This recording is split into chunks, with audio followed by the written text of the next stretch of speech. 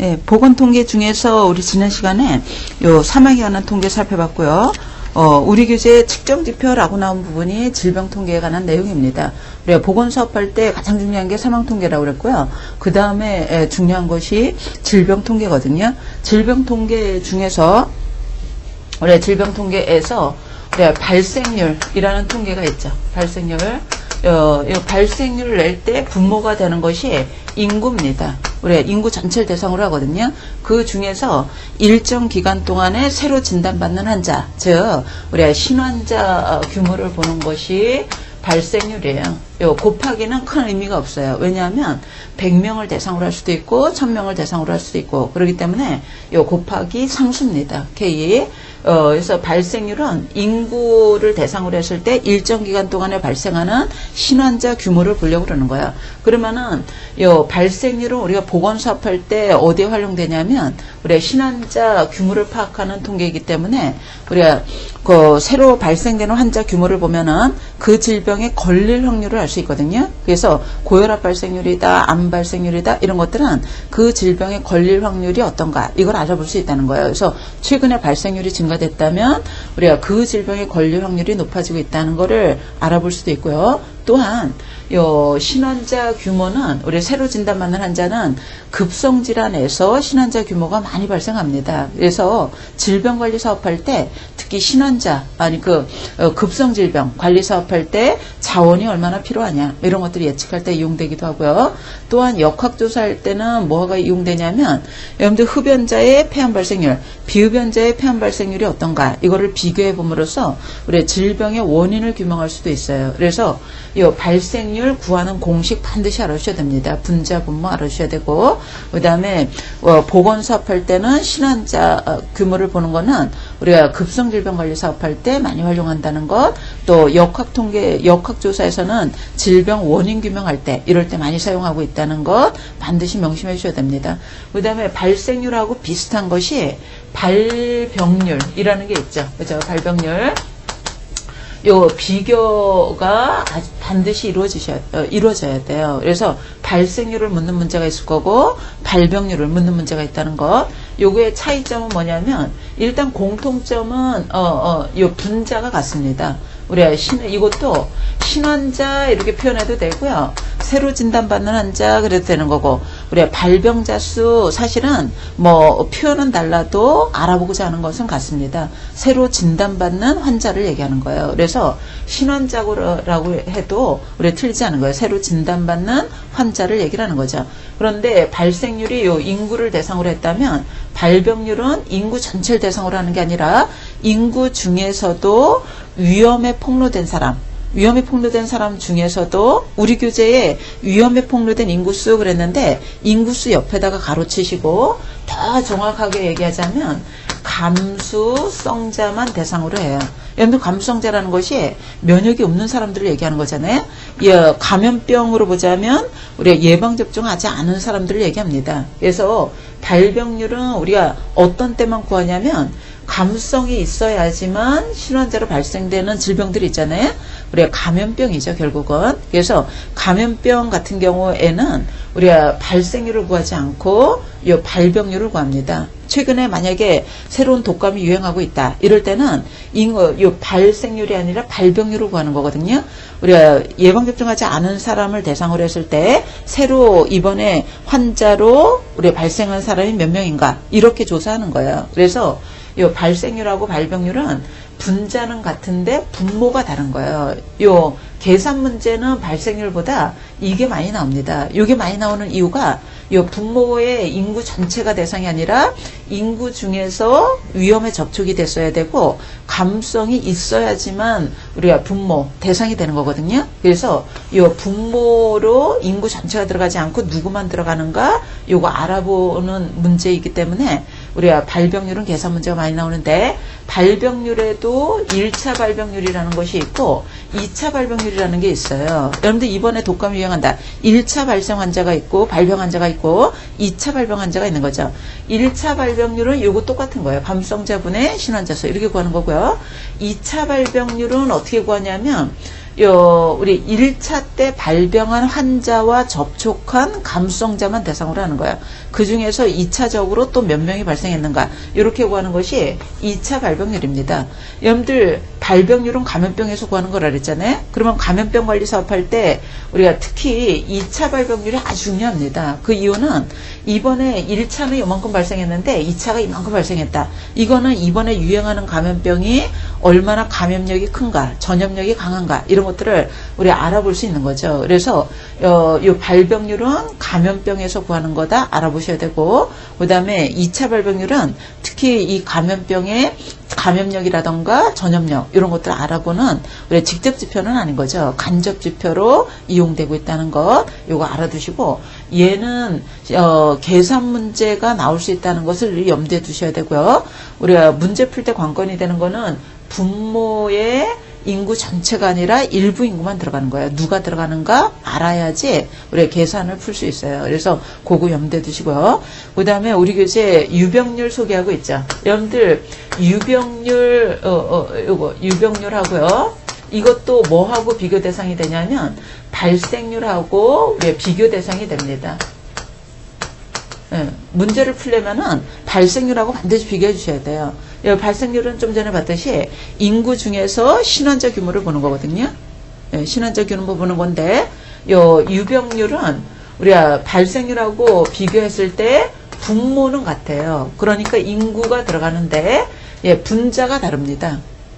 네, 그래서 발생률은 신환자만 보는 거라면, 유병률은, 여러분들 유병률은 기간이 있고 시점이 있는데요. 아무 얘기 없으면 시점을 얘기하는 거예요. 우리가 많이 쓰는 것이 시점 유병률이거든요. 그래서 유병률은 요 분자로 들어가는 게 신환자만 들어가는 게 아니라, 우리가 최근에 진단받은 사람만 들어가는 게 아니라, 신환자 더하기 구환자가 다 포함되는 거예요. 즉, 우리가 환자 전체를 우리가 분자로 봅니다. 그래서 얘는 신환자 규모를 보는 거라면 유병률은 환자 전체 규모를 보려고 그러는 거예요. 예를 들어서 우리가 2010년도 고혈압 발생률이다. 그러면은 2010년도에 진단받은 사람만 여기에 들어가거든요.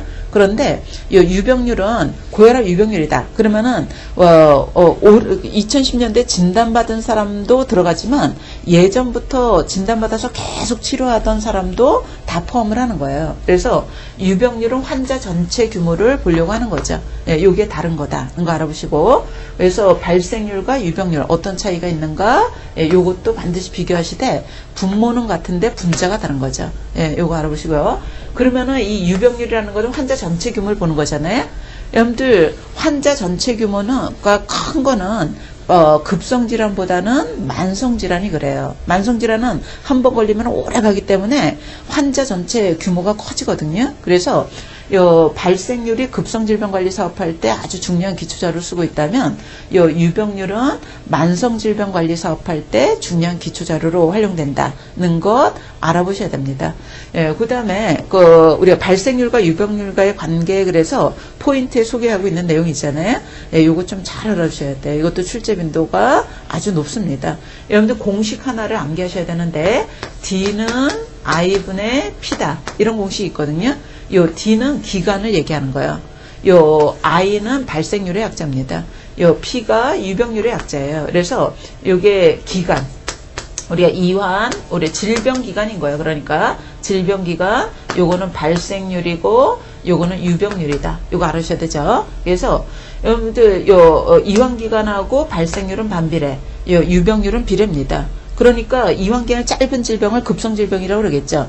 급성질병은 반비례니까 이환기간이 짧은 질병은 발생률은 높은데 유병률은 낮아요. 이거 잘 알아주셔야 되죠. 급성질병은 발생률은 높게 나타나고 유병률은 낮게 보통 나타나는 게 일반적인 역학적인 특징이에요. 여러분들 만성질환, 이환기간이 긴 만성질환은 거꾸로겠죠. 요거는 이환기간이 길다. 요 반비례니까 우리 발생률은 낮게 나타나고 유병률이 높게 나타납니다. 그래서 좀 전에도 얘기했듯이 우리가 발생률에서는 우리가 발생률이 높게 나타나는 게 급성질환이기 때문에 급성질병관리 사업할 때는 발생률이 가장 중요한 자료. 그 다음에 유병률하고 이완계는 비례잖아요. 유병률에서 이완계는 긴 질병은 유병률이 높게 나타나기 때문에 유병률은 만성질병관리 사업할 때 중요한 기초자료가 됩니다. 그래서 요거는 우리가 급성질병, 만성질병의 역학적인 특성 나타날 때도 이용하는 공식이고요. 그 다음에 언제도 이용하냐면 여러분들 우리가 이 이완기간을 추정하고자 할 때 이런 것 때도 이용되는 거예요. 최근에 우리가 그 국민건강보험 통계상 어떤 특정 질병의 발생률과 유병률의 변화를 보면은 이거를 추정할 수 있다는 거죠. 여러분들 결핵 발생률이 5다. 또는 유병률이 10이다. 그러면은 이완기간은 2년인 거예요. 그래서 이완기간을 계산할 때도 이 공식을 이용하기도 하고요. 예, 그 다음에 발생률하고 유병률이 같아지는 경우는 언제냐면 이완기간을 무시할 만큼 아주 짧거나 아니면은 질병이 발생돼서 바로 사망했거나 즉 치사율이 높았거나 이런 질병은 발생률과 유병률이 거의 같게 조사됩니다. 그래서 이 공식 암기하시고 이게 무시할 만큼 아주 짧다면은 같게 조사되기도 한다는 거 알아주시고, 예, 또 하나 기억하셔야 되는 것이 여러분들 우리나라에서 질병 변화 양상을 보자면 최근에 유병률이 급증하는 게 가장 큰 양상이거든요. 그러면은 유병률 P, 유병률 P는 이 I를 넘겨서 곱해주면 되니까 I 곱하기 D인 거예요. 우리 유병률에는 어떤 것이 영향을 주는가? 발생률이 높아져도 우리가 유병률이 높아집니다. 최근에 고혈압이나 당뇨병을 진단받는 환자가 많아졌다. 환자 규모가 커지겠죠. 그래서 발생률이 커지면 유병률도 커지는 거고요. 그 다음에 발생률은 그대로인데 이완기간, 그 질병을 갖고 사는 기간이 길어진다. 예를 들자면 평균 수명이 길어져서 우리가 고혈압이나 당뇨를 진단받더라도 사는 기간이 길어졌잖아요. 그래도 유병률이 올라간다는 거예요. 그래서 유병률 P는 I 곱하기 D 이 공식도 반드시 알아주셔야 됩니다. 그래서 여기서 시험 문제가 급성질병, 만성질병 역학적인 특성을 나타날 때 이 공식 적용해서 우리가 발생률과 유병률이 어떻게 나타나는가, 어떤 경우에는 거의 같게 나타나는가 알아주시고, 그다음에 최근에 질병 양상이 유병률이 높아지는 게 가장 큰 특징이기 때문에 유병률 P에는 어떤 것들이 영향을 주는가 이렇게 알아주시면 돼요. 근데 유병률이 높아졌잖아요. 그러면 유병률이 높아졌을 때 발생률이 반드시 높다. 이렇게는 얘기할 수 없어요. 왜 그러냐면 유병률에는 발생률만 영향을 주는 게 아니라 이완기간이 영향을 주기 때문에도 그렇다라고 볼 수 있죠. 이 부분 출제빈도 굉장히 높습니다. 잘 정리해 주시고요. 그 다음에 우리 교재에 치사율이라는 게 소개되고 있죠. 치명률이라고도 하고 치사율 같은 거예요. 이거는 우리가 어떻게 구하냐면 우리가 치사율 구하는 공식은 우리 교재 보시면은 분모에 들어가는 게 환자 수, 어떤 특정 질병의 환자 수가 있죠. 그 분자로 들어가는 게 그 질병으로 인한 사망자 수, 곱하기 100 이렇게 구합니다. 이거 말로 풀이하자면 우리가 그 질병 100명을 대상으로 했을 때 그 질병으로 몇 명이 사망하는가 이걸 구하는 걸 치사율이라고 그러는 거죠.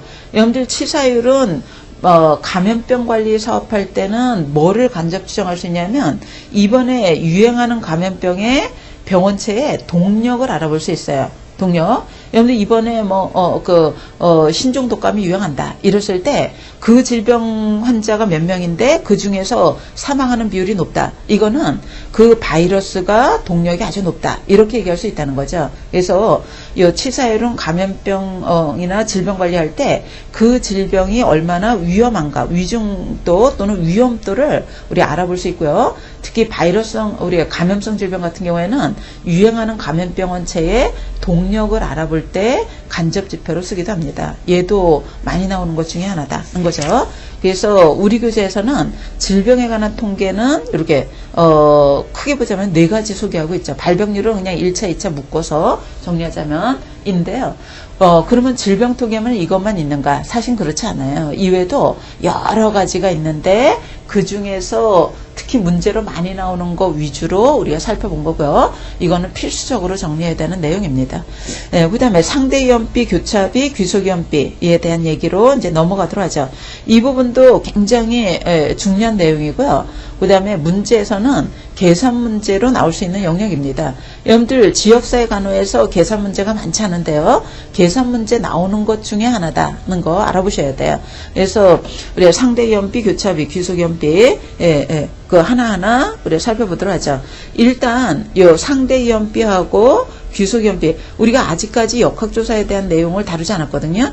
뒤에 우리가 역학조사에 대한 내용을 다룰 텐데, 역학조사와 우리가 요 상대위험비, 교차비, 귀속위험비 어떤 관련성이 있냐면, 요 상대위험비하고 귀속위험비, 요거는 우리가 역학조사 중에서도 코트조사라는 게 있어요. 우리가 코트조사라고도 하고, 뭐 추적 관찰 조사다 이렇게 얘기를 하죠. 지금 현재 우리가 흡연과 폐암과의 관계를 조사한다 이랬을 때 흡연하는 사람과 비흡연자 계속 추적 관찰하면서 흡연자는 폐암 발생이 어떤가, 비흡연자는 폐암 발생이 어떤가, 이런 것들을 계속 추적 관찰하는 것을 코호트 조사라고도 하고, 우리가 추적 관찰 조사라고도 하고, 또는 앞으로 계속 진행시켜서 본다고 해서 전향적 조사라고도 그래요. 전향적 조사라고 들었는데, 요 상대위험비, 귀속위험비는 우리가 코호트 조사, 전향적 조사에서 구하는 위험비다. 이렇게 알아주시고, 그 다음에 교차비라는 게 있거든요. 요 교차비는 우리가 뒤에 역학조사를 보겠지만은 후향적 조사라는 게 있어요. 지금 현재 폐암 환자가 있고 우리가 건강한 사람이 있다. 그러면은 과거를 거슬러 올라가서 조사하는 것을 후향적 조사라고도 하고요. 환자군하고 대조군을 비교하는 거기 때문에 환자 대조군 연구라고도 그럽니다. 여기서 구하는 구하는 후향적 조사에서 구하는 상대 위험비를 교차비라고 그러는 거예요. 그래서 다시 상대 위험비하고 교차 위험비는 요건 전형적 조사에서 구하는 위험비다는 거고, 교차비는 후향적 조사, 즉 환자 대조군 연구와 관련성이 있다는 것을 알아보시고, 만약에 우리가 교재에 우리 예가 나와 있잖아요. 어떤 요인에 노출되고 노출되지 않고, 질병에 걸렸고 걸렸지 않았고, A, B, C, D 이렇게 예가 나와 있는데, 요거를 상대위험비와 귀속위험비를 구하는 문제가 나왔을 때는 이 표를 뭐로 해석을 하셔야 되냐면 전형적 조사로 해석을 하셔야 돼요.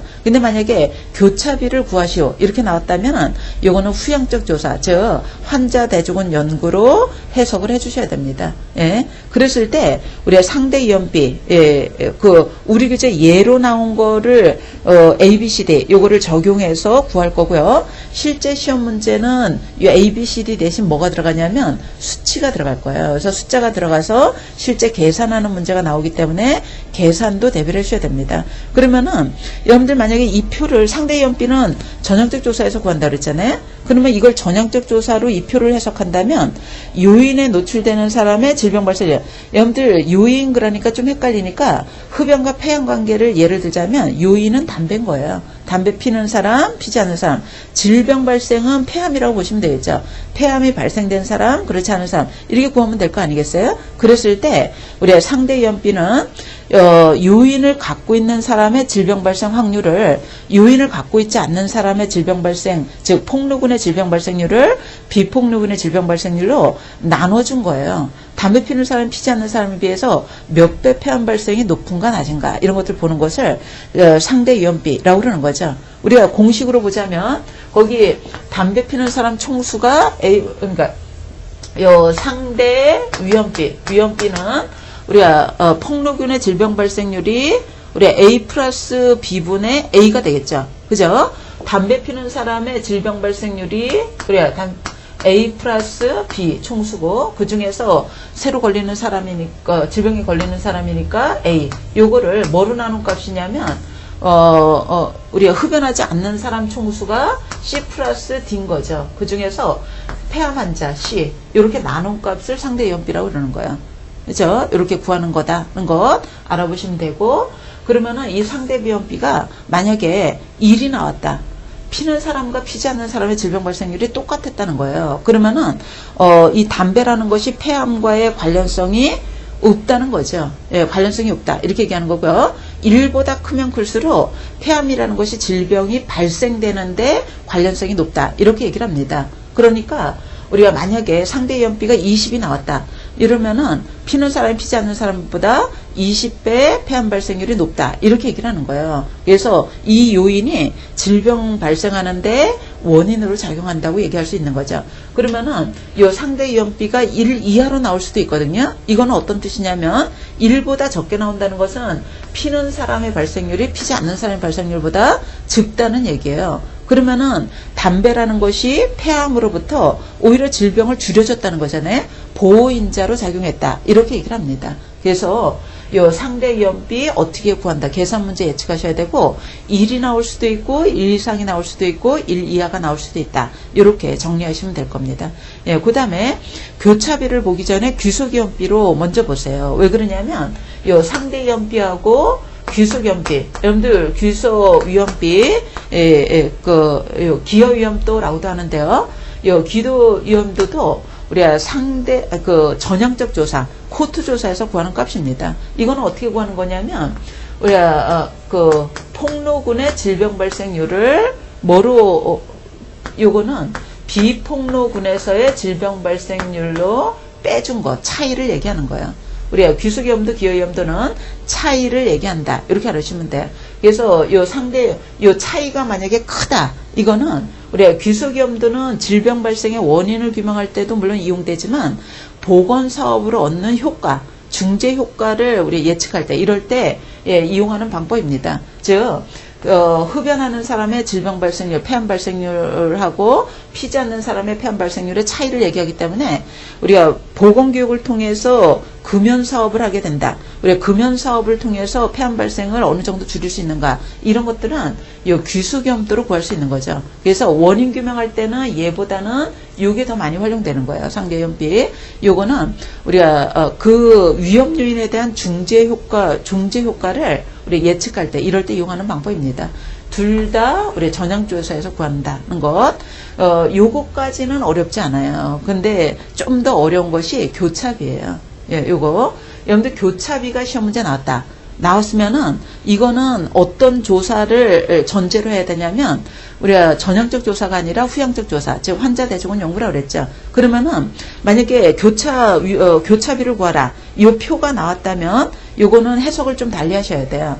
여러분들 후향적 조사는 이미 나타난 환자하고 건강한 사람을 과거를 거슬러 올라가서 추적하는 거거든요. 그러니까 여기서 질병이 있는 사람을 환자군 이렇게 해석하시면 되고 질병이 없는 사람은 비교 대상이 되는 거니까 대조군 이렇게 얘기하는 거고요.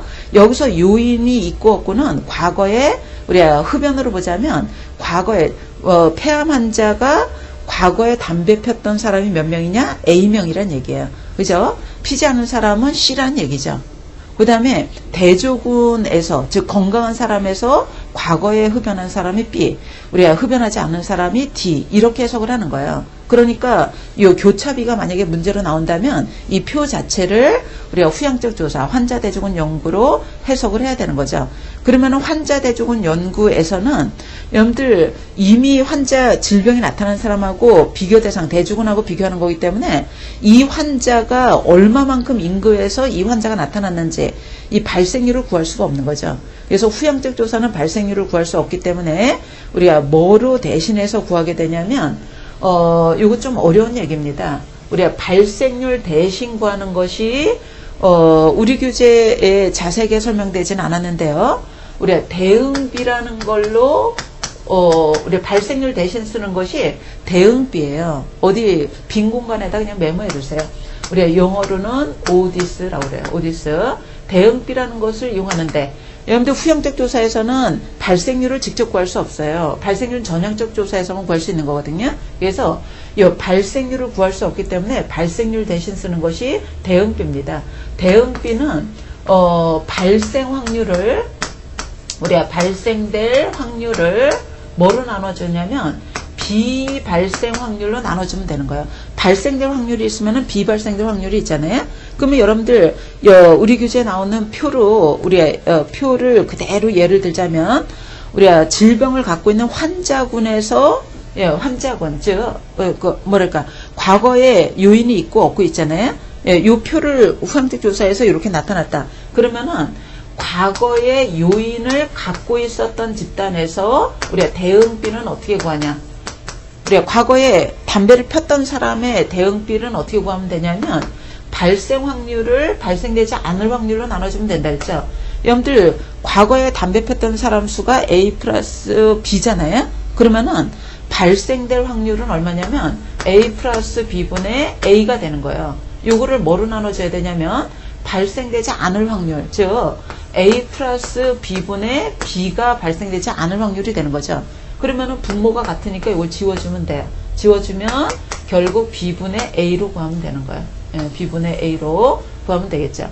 그러면은 과거의 요인을 갖고 있지 않았던 사람의 대응비는 어떻게 구하면 되냐면 대응비는 우리가 C 플러스 D분의 예, C가 발생될 확률이고 발생되지 않을 확률이 C 플러스 D분의 D가 되겠죠. 이 분모를 지우니까 D분의 C가 됩니다. C. 그러면은 우리가 그 교차비는 어떻게 구하는 거냐면 요인을 갖고 있는 집단의 대응비하고 요인을 갖고 있지 않는 집단의 대응비를 비교해 주는 거예요. 우리가 발생률 구할 수 없으니까 두 개 집단의 대응비를 비교해 주는 거죠. 그러면은 우리가 요 대응비 두 개의 대응비의 비 두 개의 비를 구하자면 대응비의 비라고도 하고 우리가 일명 교차비라고도 그래요. 그래서 같은 거라고 보시면 돼요. 대응비의 비, 비차비라고도 하고 교차비라고도 그럽니다. 이거 어떻게 구하냐면 우리가 B분의 A를 뭐로 나눠주면 되겠어요? D분의 C로 나눠주면 되는 거죠. 우리가 결국 교차해서 곱해주면 된다고 그래서 교차비라고 그럽니다. 결국은 BC분의 뭐가 되는 거예요? AD 이렇게 되는 거죠.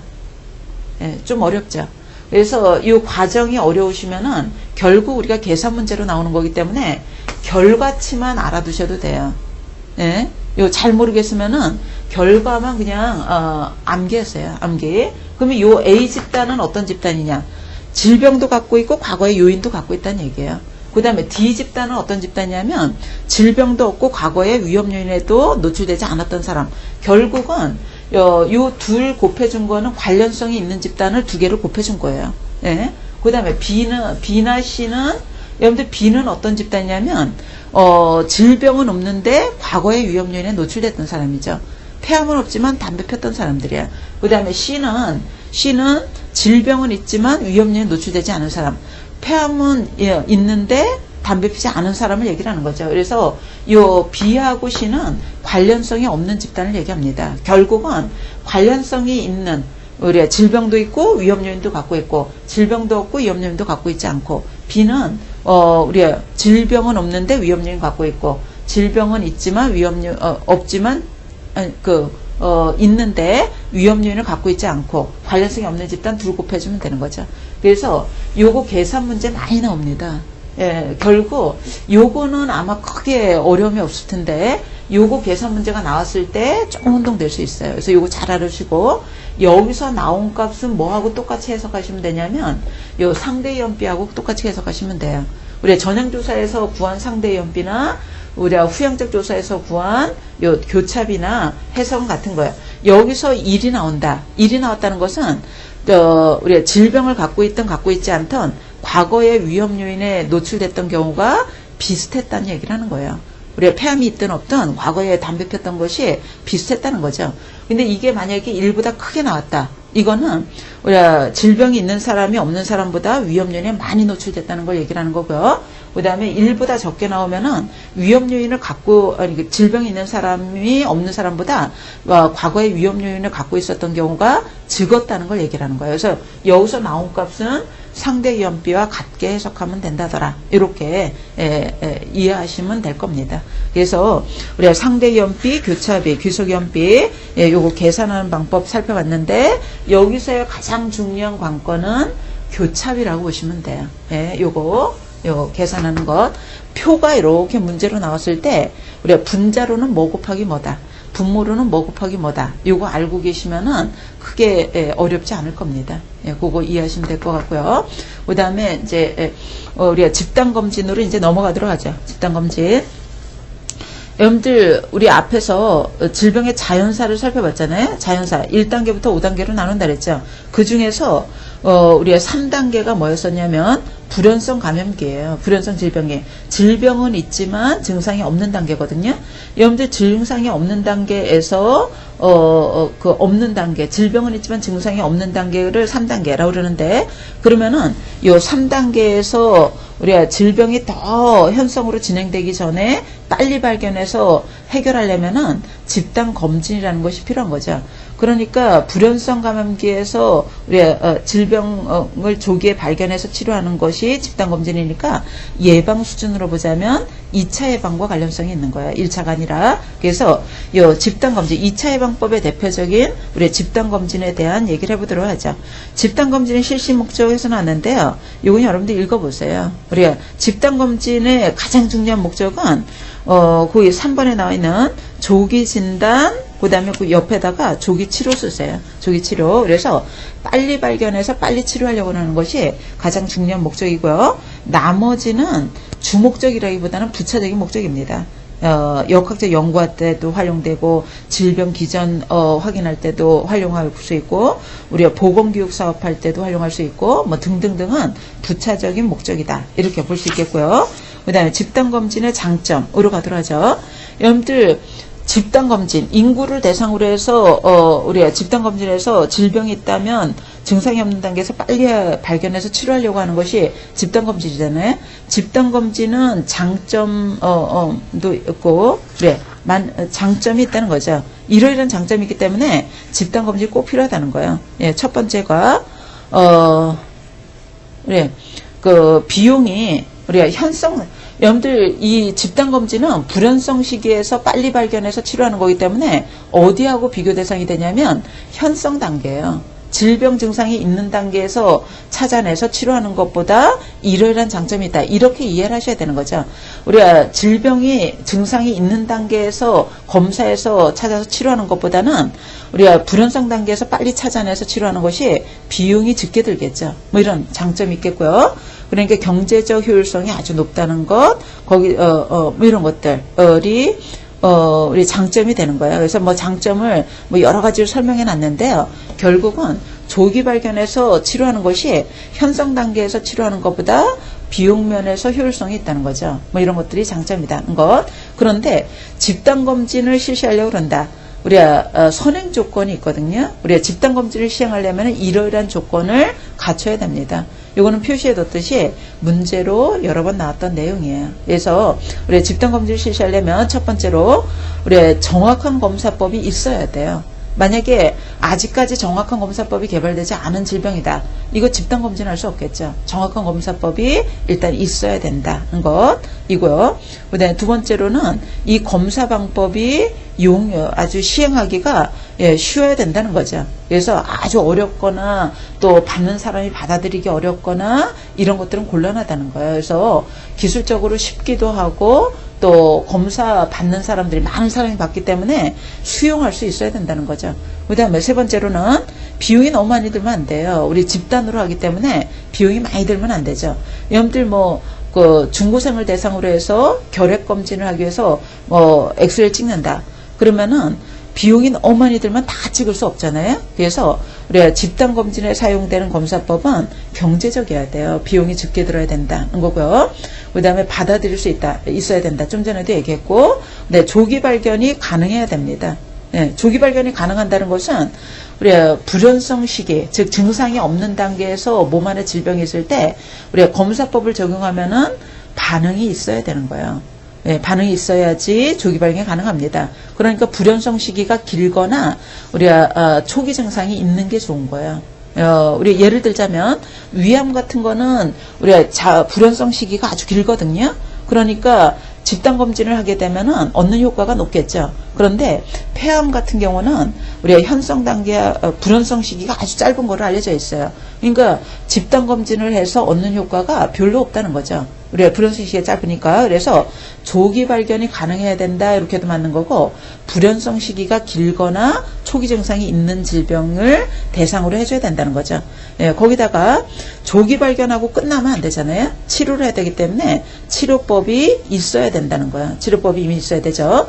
여러분들 최근에 등장한 신종 질병이다. 이런 거 대상으로 할 수 없겠죠.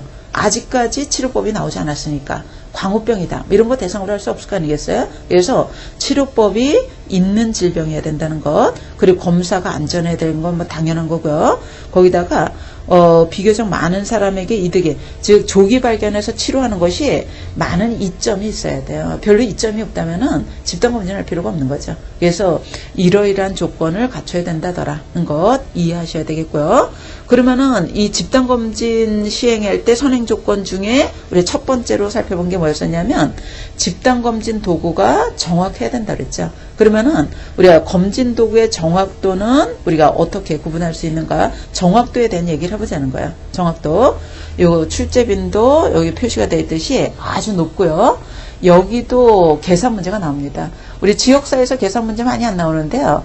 오늘은 어떻게 공교롭게 계산 문제가 많이 나오는 영역을 많이 다루고 있어요. 그래서 이 부분도 계산 문제가 나올 수 있다는 거 알아보셔야 됩니다. 여러분들, 검진 도구의 정확도. 우리가 이 정확도는 광의의 정확도가 있고 협의의 정확도가 있어요. 우리가 광의의 정확도는, 우리가 검진 도구의 정확도는 타당도와 신뢰도, 이렇게로 나눠집니다. 신뢰도로 나눠지는데요. 이 타당도라고 하는 것은 우리가 측정하려고 하는 것을 얼마나 내용적으로 정확하게 측정하는가, 이거를 타당도라고 그러는 거거든요. 타당도를 우리가 정확도라고도 그래요. 그래서 시험 문제 나왔을 때 정확도를 광의로 설명할 때는 이걸 다 포함하셔야 되고, 협의의 정확도는 요 타당도만을 얘기한다는 것도 기억을 하셔야 돼요. 요 타당도, 우리가 영어로는 뭐 밸리더티라고 그럽니다. 밸리더티. 그래서 우리가 알아보고자 하는 참된 값을 얼마나 그대로 반영해 주는가, 요거를 나타내 주는 거고요. 우리가 협의의 정확도라고도 그러는 거예요. 그래서 요 타당도로서의 정확도를 문제를 낼 때는 바로 치고 밸리더티라고 보통 써 있을 거예요. 그래서 협의의 정확도를 물었는지 광의의 정확도를 물었는지도 일단 기본적으로 알고 계셔야 되고, 요 협의의 정확도인 이 타당도는 우리가 어떻게 구성이 되냐면, 기니까 그냥 지웁니다. 요 타당도는 우리 교재 보시면은 우리가 네 가지로 세 가지로 분류할 수도 있고요. 뭐 네 가지로 분류할 수도 있어요. 우리 민감도라는 게 있고요. 민감도 또는 감성이라고 번역을 합니다. 민감도가 있고, 또 특이도라는 게 있고, 특이도가 있고요. 예측도가 있어요. 예측도는 양성 예측도, 음성 예측도 이렇게 나눠지기 때문에 타당도를 크게 세 가지로 분류할 수 있고, 이 예측도는 두 가지로 분류되기 때문에 그게 네 가지로 분류할 수도 있는 거죠. 그러면은 여러분들 이 타당도라는 것이 우리가 있는 내용을 있는 사실을 얼마나 그대로 나타내 주는가. 우리가 만약에 질병이 있냐 없냐, 요걸 알아보기 위한 집단검진 도구다. 그러면은 질병이 있으면 있다, 없으면 없다. 이렇게 정확하게 나타내 주는 것을 타당도라고 그러는 거죠. 그러면은 이 타당도를 알아보는 방법에는 민감도, 특이도, 예측도라는 것이 있는데, 여러분들 이 민감도는 누굴 대상으로 하냐면 질병이 있다 이렇게 확진받은 환자를 대상으로 하는 거예요. 환자를 대상으로 했을 때 우리가 질병자 그래도 되고 환자, 여기서의 환자는 확진받은 사람을 얘기를 합니다. 확진받은 사람에게 검진법을 적용했을 때 우리가 뭐가 나타내주는 비율이냐면 양성자예요. 양성자라는 것이 있다라는 것을 알려주는 거예요. 그러니까 민감도는 질병이 있으면 있다라고 나타내주는 우리가 비율을 우리가 민감도라고 그러는 거죠. 여러분들 만약에 이 도구가 민감도가 높은 도구다. 그러면은 환자 100명을 대상으로 해서 검진법 적용했을 때 100명이 다 양성으로 나타나야 되는 거죠. 그죠? 그래서 질병이 있으면 있다라고 나타내주는 비율을 민감도라고 그러는데, 그러면 민감도 검사에서 환자를 대상으로 검진법 적용했을 때 민감도가 높으려면은 양성이 많아야 되겠어요? 음성이 많아야 되겠어요? 이 양성이 많이 나와야 되겠죠. 여기서의 양성을 우리가 뭐라고 그러냐면 진양성 이렇게 얘기를 하는 거예요. 그래서 진양성은 높게 나와줘야 되는 거고요. 그 다음에 요 환자를 대상으로 검진법 적용했을 때 음성으로 나왔다. 그러면은 질병이 있음에도 불구하고 음성으로 나온 거니까 여기서의 음성은 가짜 음성이라는 거야. 그래서 우리가 가음성이라고도 하고 우리가 위음성이라고 들읍니다. 결국 음성은 짙게 나와줘야지 민감도가 높은 거예요. 이해되시죠? 그죠? 요 잘 알아보셔야 될 거고요. 그 다음에 특이도. 요 특이도라는 것은 환자가 아닌 사람을 대상으로 하는 거예요. 근데 여기서도 확진받은 사람 대상이에요. 우리가 정밀검진법을 적용했을 때 질병이 없다 이렇게 확진받은 사람 비환자라고 나오기도 하고 건강자라고 나와도 맞아요. 그래서 질병이 없다라고 확진받은 사람을 대상으로 한 사람을 대상으로 해서 100명을 대상으로 했을 때 검진법을 적용하면은 음성으로 나와줘야 되잖아요. 음성으로 나오는 비율을 음성자의 비율을 우리가 특이도라고 그럽니다. 그러면은 특이도가 높으려면은 우리가 여기서의 음성, 우리가 비환자를 대상으로 했기 때문에 여기서의 음성은 진음성이라고 그러는 거예요. 진짜 음성이라는 거죠. 음성이 많이 나와줘야지 특이도가 높은 거고, 그 다음에 만약에 환자가 아니다 이렇게 확진받은 사람 대상으로 검진법을 적용했는데 양성으로 나왔죠. 질병이 있다라고 나온 거기 때문에 여기서는 양성은 가짜 양성이라는 거예요. 가양성. 가양성은 짙게 나올수록 특이도가 높은 겁니다. 예? 위양성이라고 그러는 거예요. 예? 그 다음에 예측도는 두 가지로 구분되는데요. 우리가 양성 예측도라는 것이 있고 양성 예측도가 있고 음성 예측도라는 게 있어요. 여러분들 이렇게 공통점은 뭐냐면 확진받은 사람을 대상으로 해서 보는 우리가 보는 타당도 검사라고 보시면 되고 예측도는 우리 아직 확진받지 않는 사람을 대상으로 하는 거예요. 아직 확진받지 않는 지역 주민을 대상으로 해서 검진법을 먼저 적용을 하는 거예요. 검진법을 적용했을 때 양성자로 나오는 사람이 있고 음성자로 나오는 사람이 있겠죠. 검진법을 먼저 적용했을 때 양성으로 나온 사람이 있고 음성으로 나온 사람이 있는데 양성으로 나온 사람 중에서 우리가 환자라고 확진받을 비율을 양성 예측도, 정밀검사를 했을 때 환자라고 나올 비율을 양성 예측도라고 그러는 거고요. 그 다음에 검진법을 먼저 적용했을 때 음성자 중에서 환자가 아니다 이렇게 비환자라고 나올 비율을 음성 예측도라고 그러는 거예요. 그러면은 검사법의 타당도가 높으려면은 양성 예측도 높게 나와줘야 되는 거고 음성 예측도도 높게 나와줘야 되는 거죠. 여러분들 요거는 그 계산 문제로 나와요. 그래서 표가 우리 교재 예가 나와 있기 때문에 A, B, C, D 들어가 있는 대신 시험 문제에서는 수치가 들어가겠죠. 그래서 그 계산하는 방법, 분자 분모를 정확하게 알아주셔야 돼요. 요 민감도하고 양성 예측 헷갈리시면 안 되고 특이도하고 음성 예측 요거 혼동되면 안 되겠죠. 분자 분모 잘 알아보시고 그 다음에 타당도가 높으려면 민감도, 특이도, 예측도는 다 높아야 될 거고요. 가음성이나 가양성은 낮아야 된다라고 표현할 수 있습니다. 그래서 우리가 집단검진 도구의 정확도에 대한 얘기는 이 정도 하고요. 정확도에 영향 미치는 요인, 교재에 나와 있죠. 그러면은 검진 도구의 정확도에 영향을 미치는 요인에는 뭐가 있는가? 기준이 영향을 줍니다. 왜냐하면 우리가 질병이 있다 없다 뭐 이렇게 환자가 이다 아니다 이렇게 진단하는 기준이 바뀌게 되면 요 정확도가 바뀔 수 있어요. 기준이 영향을 준다는 것. 그 다음에 기준 수치 수준이 또 영향을 줍니다. 여러분들 예를 들자면 최근에 고혈압 기준이 과거보다 많이 낮아졌거든요.